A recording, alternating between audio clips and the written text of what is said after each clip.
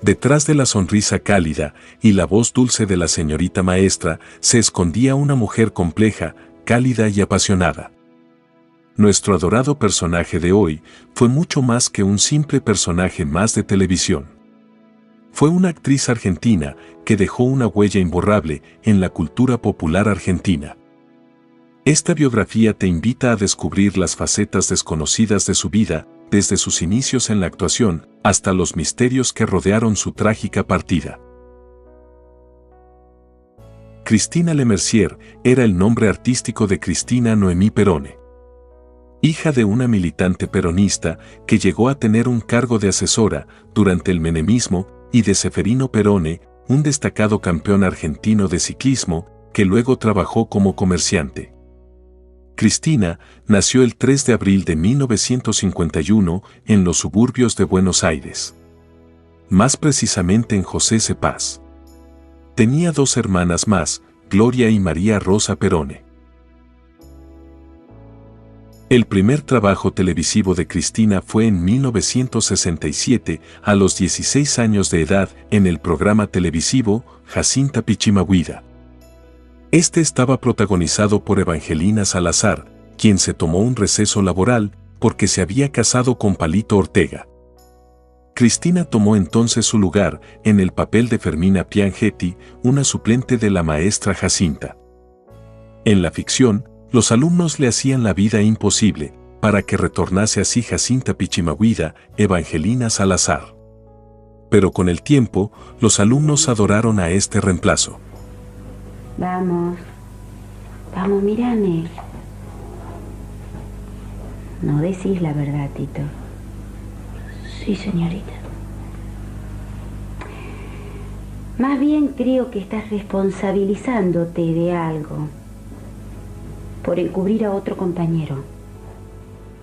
En una época Cristina también vendió cosméticos y ropa y llegó a trabajar en una agencia de autos.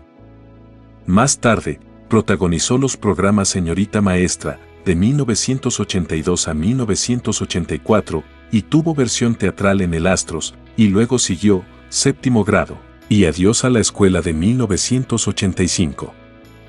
En 1985, fue actriz invitada en la telenovela Libertad Condicionada de Canal 9 y El Pulpo Negro.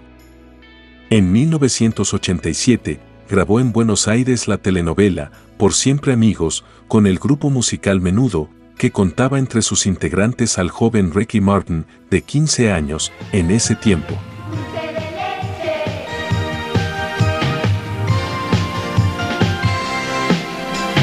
Una sonrisa de dulce de leche.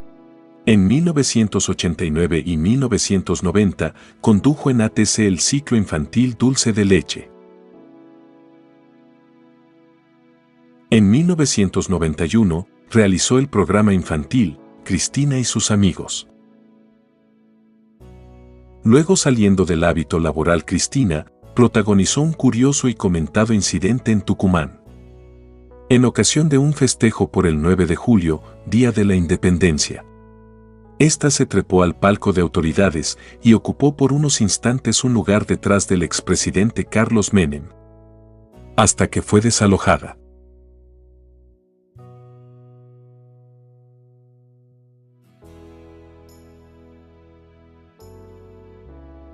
Cristina se casó en 1968 con Raúl Ortega, hermano de Palito, quien se había hecho conocido a través de la música en el Club del Clan, bajo el seudónimo de Freddy Tadeo.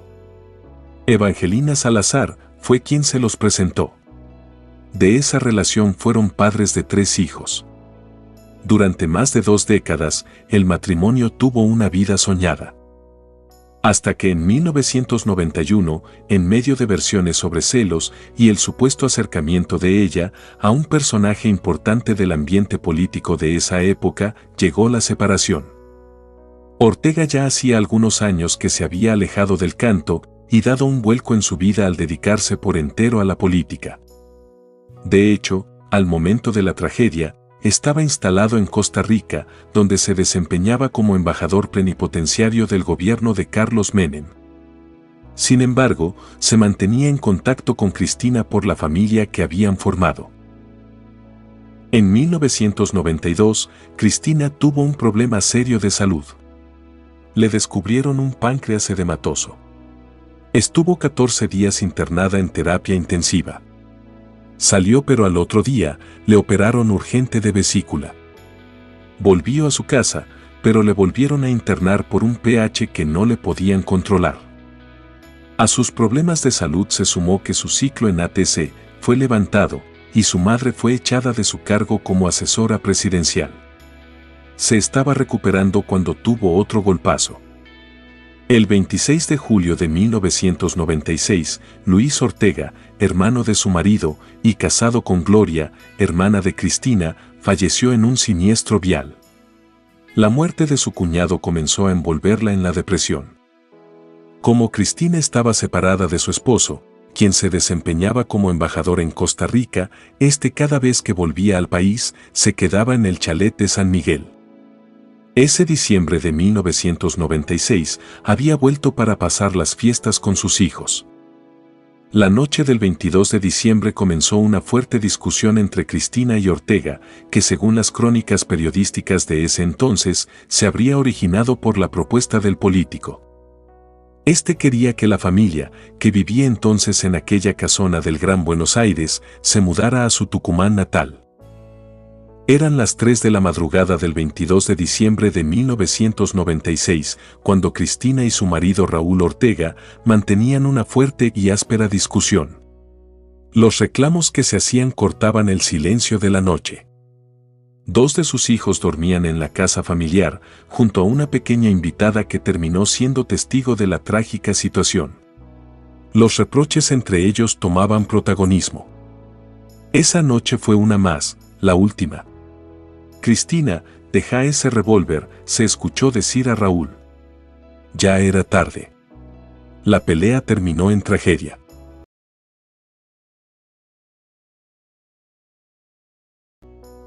Fue internada rápidamente en el Sanatorio General Sarmiento, donde fue sometida a una operación, pero los médicos no pudieron extraer la bala de su cabeza.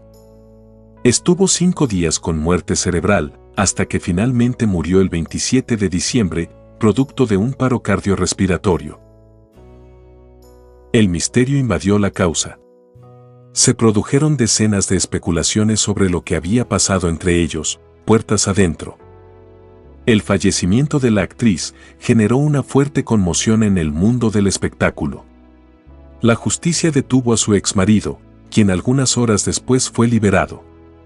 Hubo muchas dudas sobre su muerte. También se apuntó a Ortega por homicidio.